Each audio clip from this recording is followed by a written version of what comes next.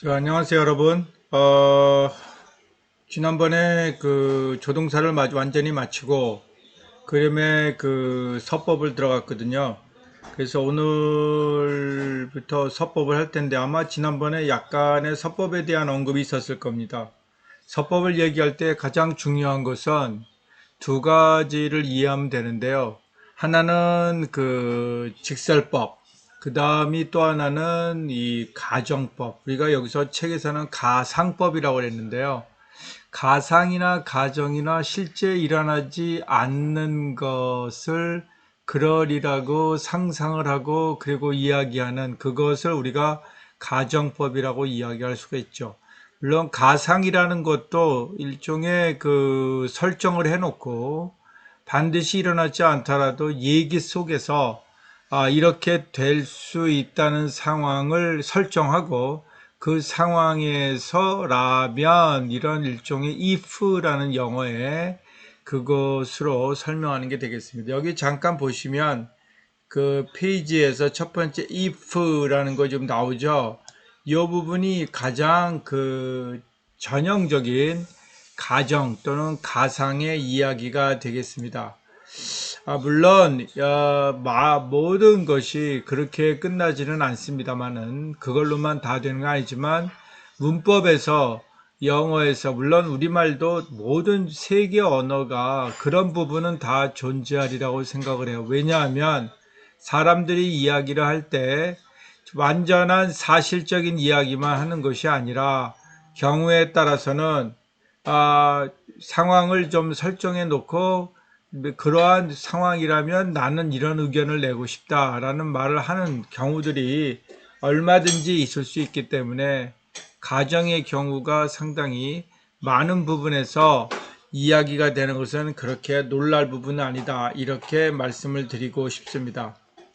서법에 대해서 지난 그 클립 다시 동영상에서 간단히 얘기했는데요. 가장 중요한 것은 우리가 무드라고 이야기할 수 있습니다. 물론 모드란 말을 쓰기도 합니다만은 여기서는 무드라는 말로 이해를 하시는 게 가장 좋겠습니다. 우리가 무드 그러면 어떤 기분이나 마음가짐 뭐 이렇게 이야기할 수도 있겠습니다만은 우리 좀 더 내려가 보면 무드라는 것이 그 지금 얘기하는 식으로 마음의 어떠한 상황을 설명할 때 상당히 많이 또 문법이 여기 잠깐 보시면 그 서법이라고 번역이 되어 있는 걸 볼 수가 있습니다.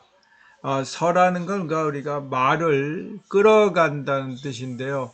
말을 할 때 가장 중요한 것은 바로 말을 하는 사람이 어떠한 입장에 놓여 있느냐 이것을 아는 게 굉장히 중요하지 않겠습니까? 그래야 상대방의 이 이야기를 이해할 때 훨씬 더 뭐라 그럴까 정확하게 받아들일 수가 있겠죠. 그래서 이런 부분들을 생각을 한다면 여러분들이 그 말을 우리가 서로 대화를 할 때 말을 하는 사람과 말을 듣는 사람 우리가 영어로 스피커와 그 다음에 그 리스너라고 합니다. 이게 중요한 게 왜 히어로라고 안 히어로 듣다 왜 히어로라고 안 그러냐 그것은 왜냐하면 대화를 들어갈 때 말을 하고자 하는 사람은 말하려는 의지가 있고 듣는 사람은 들으려는 의지가 있다. 이것이 저변에 깔려있는 중요한 기초적인 상황이죠. 이 상황을 생각하고 말을 할 때 그 상황 속에서 말하는 사람이 자기의 어떠한 그 환경을 놓고 이야기를 한다면 이건 너무나 그 서법에 대한 부분은 너무나 확실한 그 우리가 알아야 될 확실한 부분이 아닌가 이렇게 생각이 됩니다. 서법을 나타낼 때는 동사의 경우는 서법을 나타내는데 생각보다 별로 쓰이지 않고요. 가장 많이 쓰이는 서법의 동사의 방식은 역시 우리가 앞에서 공부했던 여러 그 동영상을 통해 공부했던 조동사가 서법에 매우 중요한 역할을 한다는 거. 이러기 때문에 우리가 조동사가 뭐 있어도 그만 없어도 그만 조라는 게 도울 조자니까 핵심은 아니다 이런 식으로 이야기할 수 있는 부분이 우리가 그 이미지상으로는 가능할지 모르나 제가 여러 번 강조를 했지만 영어의 문법에서 특히 서양어도 서양어의 문법서를 보면 subjunctive라고 그래서 이 서법의 어떤 가정에 대한 부분이 굉장히 중요하다는 걸 알 수가 있고요. 특히 문학 작품을 읽을 때 보면 이 작가들은 상상의 나래를 피는 게 아니겠습니까? 작가의 입장이죠. 작가가 거기서 어떤 소설에서 주인공의 어떤 시점, 우리가 1인칭 시점, 작가가 직접 주인공이 되거나 또는 3인칭 시점, 작가가 예를 들어 제3자가 돼서 멀리 떨어져서 주인공들을 바라보거나 그렇다 하더라도 주인공의 심리를 그려내는 상황 속에서 때에 따라서는 작품 속에서 자기가 그 주인공이 돼서 그 입장으로 이야기를 하죠. 우리가 예를 들어 셰익스피어의 작품을 보면 햄릿 같은 경우에 4대 비극 중에 햄릿을 보면 햄릿의 경우 끊임없는 가정을 합니다. 왜냐하면 자기 아버지를 죽음에 몰아넣은 그 삼촌이죠. 작은 아버지가 왕이 되고 그 왕의 그 부인이 된 자기의 친엄마를 바라보면서 그 둘에 대한 어떠한 분노, 또 경우에 따라 저주, 경우에 따라 그 저주를 본인이 직접 하고 싶은 어떠한 나름대로의 그 끌어오르는, 그렇지 않습니까?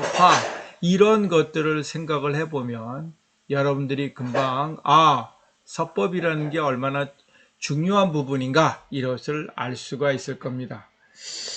예, 밑에 내려가서 서법을 지난번에 서술, 의문, 명령이 있고 직설, 가상인데 여기서 저는 서법을 얘기하면 가상, 가정이란 말을 가장 중요하게 생각하고요.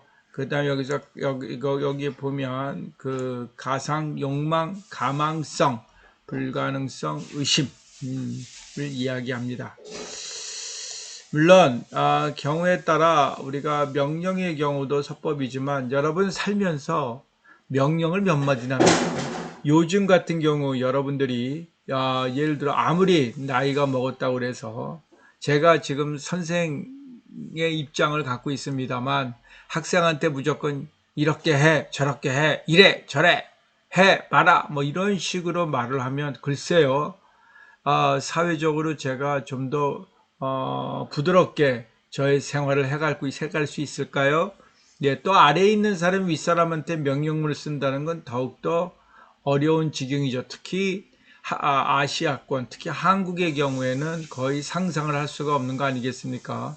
이렇게 생각을 해 본다면 여러분들이 명령법의 경우 특히 그 빈도수가 생각보다 많지 않다. 그 다음에 의문문의 경우는 상당히 많습니다. 그러나 말 속에서는 그럴 수 있으나 우리가 글을 쓸 때 여러분들이 또 아까 말한 소설책 같은 경우에도 정작 그 의문문이 얼마나 많이 나오는지 직설법에 또는 일반 서술에 대한 내용에 대해서 이렇게 생각을 해보면 조금 좀 더 어떤 비중에 대해서 제가 가정의 상황을 이야기할 때 여러분들이 이해가 되지 않을까 생각을 합니다.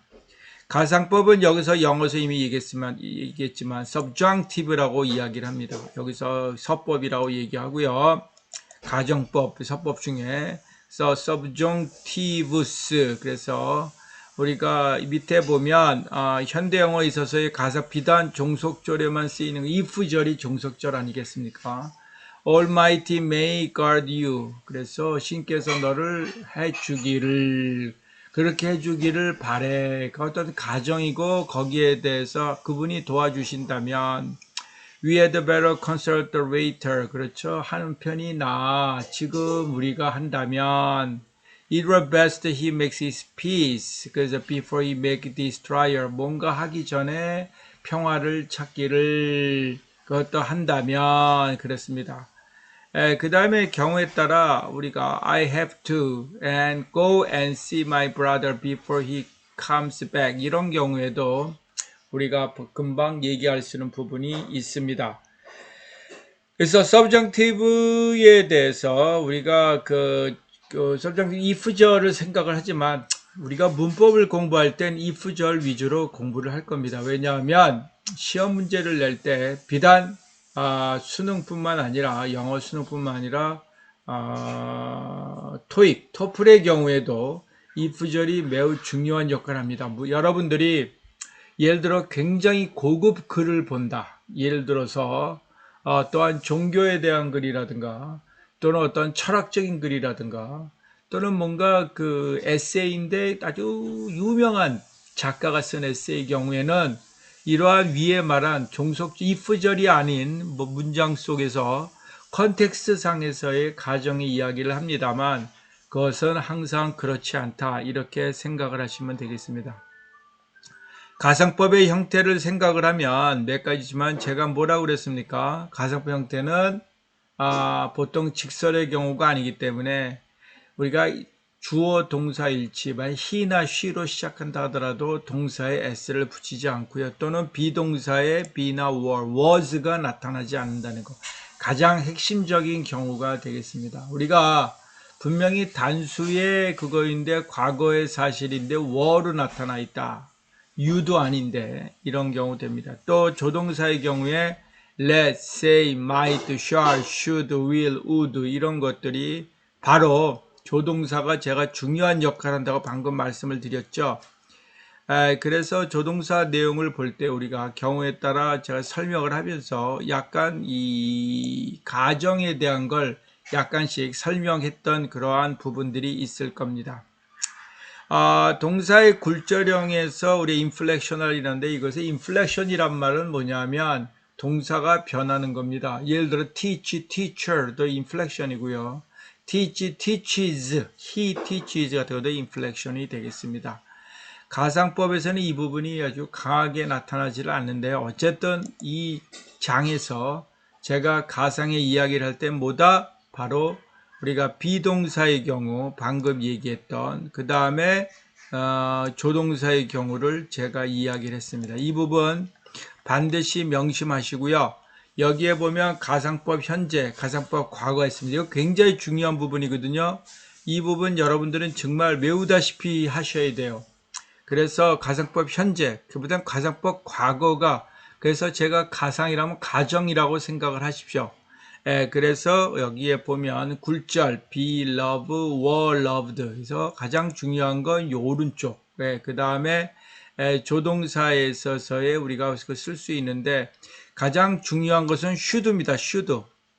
우리가 특히 토익 문제, 문법 문제 6파트, 5파트나 6파트에 여러분들이 딱 봐서 가정의 경우인데 A, B, C, D의 조동사를 고른다. would, could, should 이런 거 might 하면 그냥 거의 90% should 고르시면 맞지 않을까 싶습니다. 요즘에는 글쎄요, 제가 전반부 그러니까 여름 전까지는 제가 토익 문제를 봤었는데요.